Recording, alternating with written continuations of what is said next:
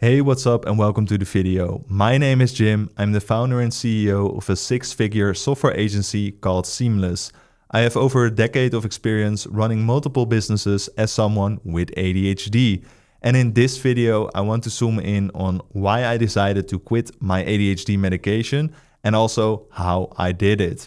So first of all, I want to explain this is not medical advice. This is just my personal story. And the tips I will be giving you is what worked for me. First of all, why did I decide to quit my ADHD medication? I took Ritalin for around 1.5 years, and at first it was great, but eventually I just got addicted to it.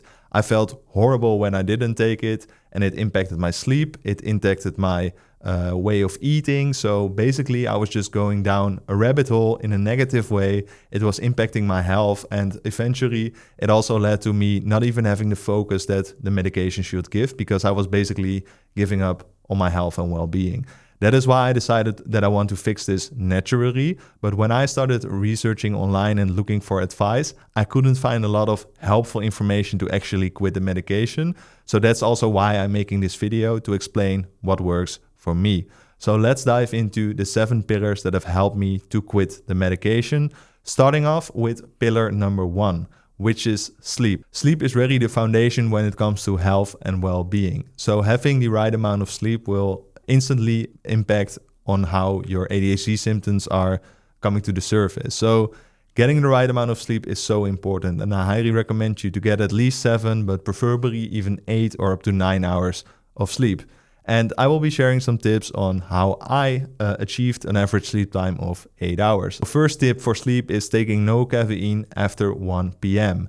And the reason why is this is impacting your sleep a lot. Caffeine works for more than 12 hours. While you might still be able to fall asleep almost instantly, even if you take caffeine, I can promise you your restorative sleep, so your REM and deep sleep, that is really giving you the rest that your body needs, will be impacted if you take caffeine later in the day. So skip it. Okay, and the next one is room and body temperature. I personally use an 8 Sleep. This is a mattress that is basically allowing my body to stay at the optimal temperature every night, but it's a very expensive device. So I can also just recommend you to open your windows, get an airco, at least manage that your body don't get too hot or too cold at night, is also really impacting how well you sleep. The next one is light, and we can split this up into sunlight and blue light. So first of all, getting some sunlight in your eyes first thing in the morning is helping your circadian rhythm. It's basically signaling your body that it's time to wake up, and this will also help you to fall asleep better at night.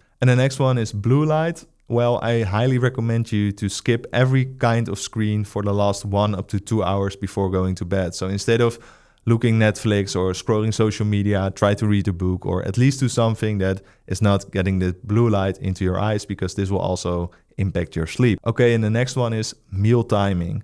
Eating close before going to bed is also drastically impacting your sleep. And specifically if you eat more carbs or sugary foods, then your resting heart rate, so your heart rate during the night, will be higher, which will also be impacting your sleep. And the next one is consistency. So going to bed the same time every night is such a game changer. When I meet with friends in the weekends, I always try to do most of the things during the day. Also, if we go for some drinks, then we just do this during the day, so that I don't have like a really messed up night of going to bed at like 3 or 4 a.m. in the morning, because this will impact your whole week.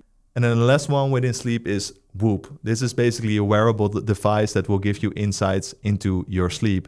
And the reason why I'm actually able to give all these tips is because I wear the Whoop. Whoop will allow you to track your sleep and also save the habits from a specific day, so you can see how specific behavior impacts your sleep. So for example, you can log your caffeine, and it also tracks how much exercise you did. So you basically get a report with all this information and see how well you slept, and also how specific things are impacting this. So I highly recommend you to start tracking your sleep. Okay, moving on to pillar number 2, which is exercising. I highly recommend you to get in some movement every single day. Even if it's just for a walk outside, get that heart rate a bit up, get the blood flowing. This is just already helping so much with releasing the right chemicals in your brain and managing your ADHD symptoms. I recommend you to find something in sports that will basically turn the idea of having to work out into wanting to work out. So what I am personally doing now is joining High Rocks events. High Rocks is an elite sports event, and it's basically a combination of cardio and strength. And it's also a race. So it's an event where you come together with people and you basically have a goal for a specific period, training for that race. And this is keeping me so motivated to work out almost every single day. Okay, moving on to pillar number 3, which is nutrition. Getting the right things in your body is basically such a game changer, because what you put in your body is also directly related to your output. So also to how you manage your ADHD symptoms. And I want to start off with a tip that's more related to drinking. It is drinking water first thing in the morning, and even better with some electrolytes. So as soon as you wake up, most people are completely dried out. They don't even realize it, but yeah, they have brain fog because they basically just don't have the right amount of water. And waking up, instantly drinking around 1 liter with electrolytes is such a game changer. I notice a lot less mental fog, I gain more clarity, and it is helping me a lot. So I recommend you to do basically 1 liter of water before taking your coffee. So you can also extend the caffeine intake up until like 1 hour after waking up, which is also helping with your circadian rhythm. And the next one is try to avoid processed foods as much as possible. And this is really hard because the whole society, like every supermarket, basically only sells processed things. But eating healthy, unprocessed foods will make such a difference. And then when it comes to macros, I highly recommend you to focus on not taking too much carbs, especially early in the day. So try to focus on getting some healthy fats, healthy proteins, and then also from unprocessed foods. This will basically also make sure that your blood sugar is regulated well. And if your blood sugar is regulated well during the day, this is also directly related with how your brain is performing. Moving on to pillar number 4, which is mindfulness. Starting off with journaling. I basically journal almost every single morning, and I start off with writing down what I'm grateful for, then how I'm feeling, and then I ended off with basically writing down the top 3 things that I want to achieve that day. And then also at the end of the day, my head always is completely full with information, with ideas. So I'll always try to basically write them down so that before leaving the office, I get it out of my head, store it in my journal, and then I can go home with a clear mind. And the next one is meditation. So this is a tough one for most ADHDers, and it was also for me, but it completely changed everything. So why meditation is so important? Being able to sit still with your thoughts will basically train your mind to get focused and start feeling well. And I recommend you to just start really small, maybe 1 minute every day. So I started doing it for just 3 minutes. I use the app Headspace, and now I can honestly meditate for like half an hour easily. And I always feel better afterwards. So highly recommend meditations. Another interesting one is walking meditations. This is what I also do a lot. I just search on YouTube, walking meditation, go outside for a walk and get in some movement while also meditating. And the next one is breathwork. And breathwork can be so nice to reset your nervous system. And that's why it's also working so well for my ADHD, because it resets the nervous system. And it's basically breathing in a specific way and then doing a breath hold. If you search on YouTube for a breathwork video, you can find a lot of them. I personally follow Breathe with Sandy. I highly recommend him, so check him out. And the next one is non-sleep deep rest, also known as yoga nidra. And the benefits of this practice are basically the same as sleeping, but you can do this during the day for just like 20 minutes and it's basically recharging you. So whenever I don't really feel well, I lie down and I do a yoga nidra or non-sleep deep rest to basically recharge, and I always feel better afterwards. Okay, moving on to pillar number 5, which is sound and sensory. And this is really important as well, because if you're someone with ADHD, then you get distracted easily. also by specific sounds, even if you maybe don't recognize it always. So that is why I recommend to you get noise cancellation headphones. I personally use AirPods Pro and also a nice Bose headset with noise cancellation, because this allows me to not get distracted.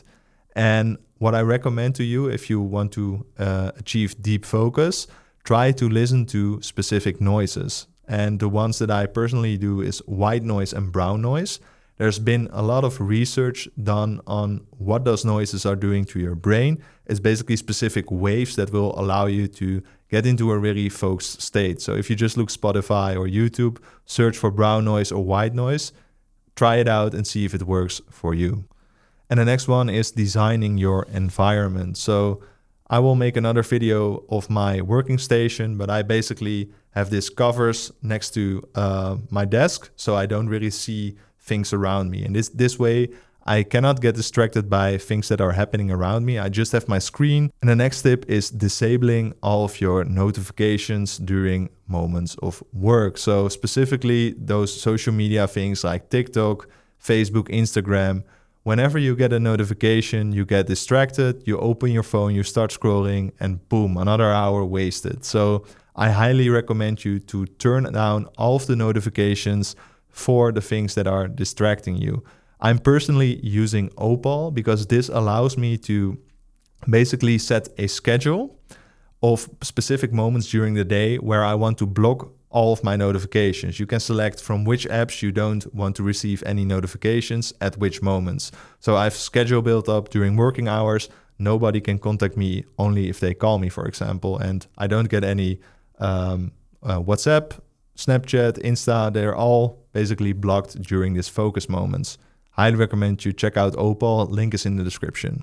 Moving on to pillar number 6, which is social support, starting off with accountability. So if you're someone with ADHD, you probably recognize not being able to get anything done, procrastinating up until the point where there's a deadline, or up until the point when someone else also relies on you having to complete that thing. Then you can instantly laser focus, log on, and just get it done.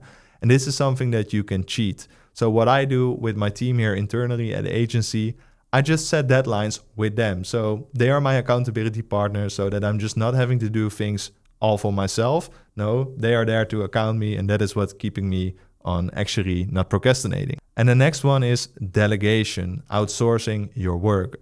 So for me personally, administration was something that I always find horrible, and also really specific technical work within our company. I'm now able to have a team and I don't have to do those things myself anymore. And this also helps me to not get into that negative thing of where I don't want to do something and then procrastinate it and basically feel bad about it. But you don't already need a full team to start experimenting with delegation. You can really start small by just outsourcing some of your householding or maybe some administrative task or anything that you don't want to do yourself. Okay, and then we move on to the final pillar, which has been the most important one for me, which is shadow work. And I won't be going into detail about what shadow work is, but it's a concept related to healing yourself, personal development, and basically your past and how that influences who you are today. Starting off with the inner child. And what inner child is, it's basically a concept that everyone still has a little kid inside themselves with specific feelings, with emotions that is still influencing who they are today. And after doing some deeper meditations, I really discovered that my inner child really felt broken. And the reason for this, that during my lower school, I really wasn't able to focus. I always procrastinated. I basically couldn't write well. I couldn't read well. Even though I never really struggled to finish school, I was very lazy and I didn't enjoy it. And I basically couldn't sit still and just read a single page. And because of this, the teachers called me lazy. And this really impacted and put in some scars that basically influenced my self-image. And this also impacts the ADHD symptoms. And after discovering this, I basically discovered that I had a lot of limiting beliefs inside of my head that were limiting me from reaching my full potential, like being lazy, procrastinating, and all of this turned into a lot of self-doubt and a negative self-image. But after this discovery, I basically started to rewrite those stories and explain to myself and to that little kid that the reason why I wasn't able to commit and focus was I just wasn't interested in that theories. I didn't want to learn what school had to teach me. I wanted to do my own things. And that is also what I'm doing now.